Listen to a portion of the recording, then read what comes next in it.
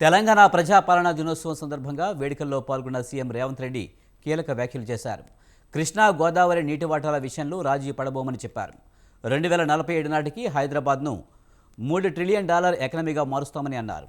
హైదరాబాద్ను ప్రపంచ స్థాయి నగరంగా తీర్చిదిద్దుతామని చెప్పారు. మూసీ ప్రక్షాళనతో కొత్త ఆర్థిక వ్యవస్థను సృష్టిస్తామన్నారు. ఈ ఏడాది డిసెంబర్లో మూసీ అభివృద్ధి పనులను ప్రారంభిస్తామని చెప్పారు. డ్రగ్స్ మాఫియా వెనుక ఎవరున్నా కటకటాల వెనక్కి నెడతామని హెచ్చరించారు.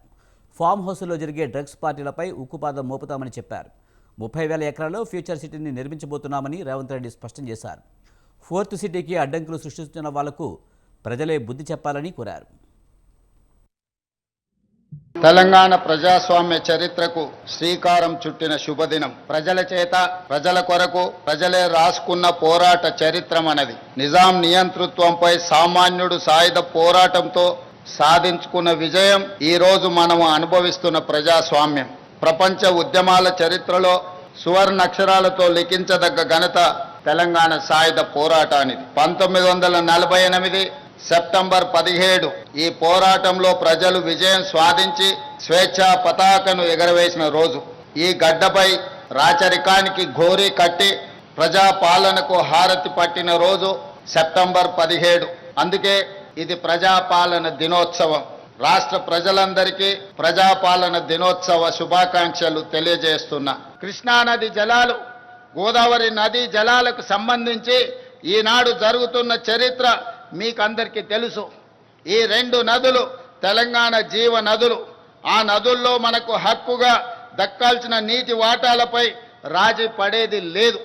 గత పాలకుల తప్పులను సరిదిద్ది ప్రతి చుక్క నీటిపై పక్కా హక్కులు సాధించే దిశగా కృష్ణా జలాల విషయంలో న్యాయ పోరాటానికి తెలంగాణ ప్రభుత్వం సిద్ధమవుతున్నది.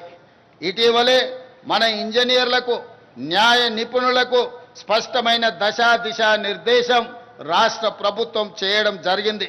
కృష్ణా జలాలలో తెలంగాణకు న్యాయంగా రావాల్సిన ముఖ్యంగా నికర జలాలు, వరద జలాలు, మిగులు జలాలు మొత్తం కలిపితే తెలంగాణకు రావాల్సింది 904 టీఎంసీల నీళ్లు. ఈ 904 టీఎంసీల నీళ్లను సాధించడానికి కృష్ణా ట్రిబ్యునల్ ముందు తెలంగాణ తరఫున పక్కాగా బలమైన వాదన వినిపించడానికి అవసరమైన సూచనలను, సలహాలను సాగునీటి పారుదల శాఖ మంత్రితో పాటు మేమే స్వయంగా సమీక్షించి వాళ్లకు సూచనలు చేయడం జరిగింది. అందుకే ఈరోజు తెలంగాణ రాష్ట్రానికి కృష్ణా నదీ జలాలలో రావాల్సిన వాట కోసము ఈ ప్రభుత్వం పక్కా ప్రణాళికతో పక్కడిబందిగా ప్రయత్నం చేసి మనకు రావాల్సిన వాటాను సాధించుకుంటామని నేను ఈ సందర్భంగా తెలియజేస్తున్నాను. ఆహార ధాన్యాల కొరత నుండి ఆహార సమృద్ధి సాధన వరకు ఈ దేశంలో వ్యవసాయ రంగానికి ప్రాధాన్యత ఇచ్చి రైతును రాజును చేసిన చరిత్ర కాంగ్రెస్ ప్రభుత్వాలది.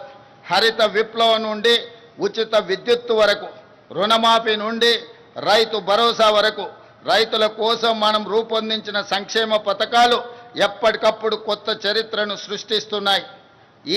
ఆ వారసత్వాన్ని ప్రజా ప్రభుత్వం కూడా మరింత గొప్పగా కొనసాగిస్తుంది. రాష్ట్రంలో 25,35,000 మంది రైతులకు 20,616 కోట్ల రూపాయల రైతు రుణమాఫీ చేసి రుణ విముక్తులను చేసిన రాష్ట్రము దేశంలోనే తెలంగాణ మొట్టమొదటిది. మాఫీ ఈ దేశంలో ఏ రాష్ట్రం చేయని విధంగా రైతులను ఆదుకునే ప్రయత్నం మా ప్రభుత్వం చేస్తున్నది. ఈనాడు దేశంలో గుజరాత్ సబర్మతి సరోవర్ రివర్ ఫ్రంట్ని, ఢిల్లీ గంగానది రివర్ ఫ్రంట్ని, ఉత్తరప్రదేశ్ యమునా నది రివర్ ఫ్రంట్, గంగా నది ఉత్తరప్రదేశ్లో, యమునా నది ఢిల్లీలో రివర్ ఫ్రంట్లుగా అక్కడి ప్రభుత్వాలు ప్రక్షాళన చేస్తున్నాయి.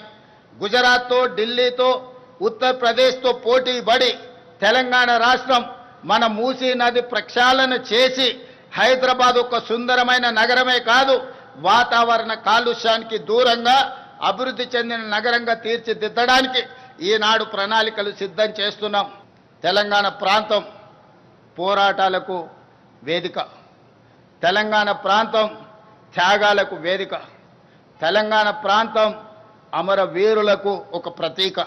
అలాంటి తెలంగాణ ప్రాంతాన్ని ఈనాడు మత్తు మహమ్మారి గంజాయి కావచ్చు, డ్రగ్స్ కావచ్చు, తెలంగాణ యువతను పట్టి పీడిస్తున్నది.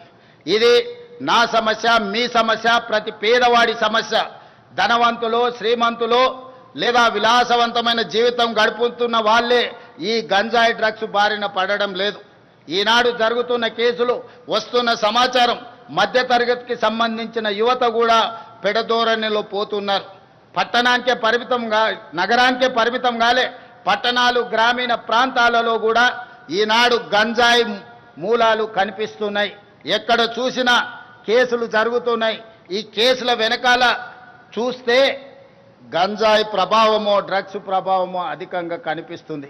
ఒక గొప్ప నగరాన్ని నిర్మించాలి, అది భారత్కే ఒక ఫ్యూచర్ సిటీగా, ఒక భవిష్యత్తు నగరంగా ఉండాలని ఆలోచన చేసి శంషాబాద్ ఎయిర్పోర్ట్కు కూతవేటు దూరంలో ఈనాడు భారత్ ఫ్యూచర్ సిటీని ప్రణాళికలు చేస్తున్నాం. దాదాపుగా 30,000 ఎకరాలలో ప్రపంచంలోనే ఒక అభివృద్ధి చెందిన నగరంగా ఈరోజు కొత్త నగరాన్ని నిర్మించుకోబోతున్నాం.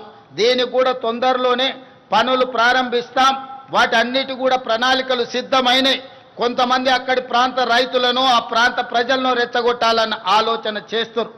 వాళ్ళు చేయనిది ఇతరులు ఎవరు చేసినా వాళ్ళ యొక్క అక్కసు, అసూయ వాళ్ళ మాటల్లో కనిపిస్తుంది. ఇలాంటి వాటిని తిప్పికొట్టాలి. ఒక గొప్ప నగరాన్ని నిర్మించుకునే అవకాశం ఈ తెలంగాణ రాష్ట్ర ప్రజలకు దక్కింది.